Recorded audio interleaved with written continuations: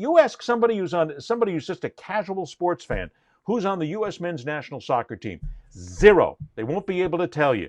You ask them who's on the women's team, they'll probably come up with 3 or 4 women who are there or who have been there because they've done the great job. It's not only the U.S. men's national team, but it's the men's leagues in soccer in America. You don't see them. They're not doing commercials. They're not doing public appearances. They're not out there being featured in magazine articles or in web articles. They're not there doing podcasts that are popular. These guys, like, they don't give a shit. They really don't. It's like they're the most arrogant human sporting beings on the face of the planet and say, you'll come watch us because we're men's soccer. No, we won't. I mean, we don't care because we don't know who the hell you are. So I think in terms of the men, in terms of men's players, I think it's a combination of the leagues and the teams and the agents need to do better jobs of putting players front and center. You know, look at the NFL. I've always been amazed by the NFL in terms of the way that they promote their players, because their players, when they're competing, are wearing helmets. Their faces can't be seen. And so in soccer, you have situations where the players are visual. You can see their faces. A lot of guys change their hairstyle every single week. You know, I know that we used to promote with the Fort Lauderdale Strikers. We promoted different players for different reasons. There was a guy by the name of Joe Nasco, and he had an amazing beard. And so the fans got behind the Fear the Beard campaign. And those are the sort of things that I think are there. You know what?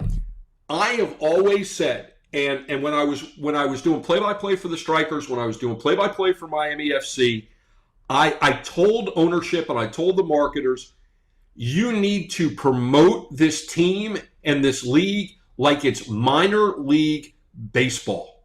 Minor league baseball, to me, best value, best entertainment of all the sports in the United States. I love going to minor league baseball. There are promotions. They get the fans engaged. It's a fun atmosphere. The players are playing their hearts out because they want to be promoted. There's that individual promotion relegation. Sure. Everyone in minor league baseball, in my opinion, tries harder. And there are very few they have to. teams. Remember, they're barely getting paid. I mean, that's Right. part of the reason. They're not in the real. They're teams. professional ball players, but it's not like they're making the huge money. They're trying to get to the point where they can make the huge money. But the teams are also doing a better job of bringing the fans out because, number one, minor league baseball costs a fraction of what it costs to go to a Major League Baseball game. Okay? The same with MLS versus USL. So the teams at the lower level are being more creative about promotion and marketing and everything else to get the fans there and then to give them a really good show so they want to come back. And I've seen it where they do it at the lower levels. And what happens is when those personnel, when you have a job and you're working in minor league sports and you're in charge of promotions or you're in charge of the fan experience or whatever it is, and you do that for a number of years and you get really successful, and then somebody says, I love what you're doing, come and do it at the major league level.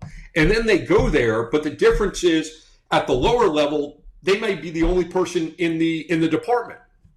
So they're handling everything. They're making the decision. They're going out and doing it. You get to the major league level, and there's 75 people in that department, and everybody has a different opinion. But at the end of the day, all the creative things that person did that got that team's attention, and it's regardless of sport, that got that attention so they could get that promotion, so they could work for the bigger club. Once they get to the bigger club, they don't have a voice anymore. All those creative things go out the window and you hear, that's not how we do it at this level. I mean, think about Moneyball. You go back and I recently watched Moneyball again. Great movie. And what did you hear from the scouts? We don't do it that way. That's now not how it's done. You know, and there's too much of that. We are living in a society that is evolving so quickly. And this idea that, no, we can't do it because it's not done that way, that's going to make the difference between the businesses that fail and the businesses that succeed. It's going to be no different in sports. You're going to have teams that do it different. I mean, can you imagine? How cool would this be? Can you imagine if Bill Veeck owned a soccer team today, how much fun that team would be? Maybe. If People you wanted would to be get talking involved. about it. People would be talking about it. The thing about it is, I think, and we're just about out of time for today, but I think where we're at again is on the marketing issue. Let's stick with that because that's huge for the sport. Americans like a major league. They've tried 2 and 3 major leagues before.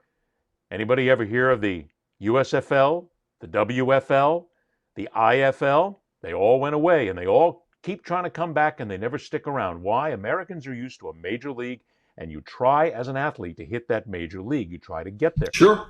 Minor league baseball, you're trying to get to the show at all times. We cannot exist with having 2, 3, 4, 5, 6 major leagues in soccer.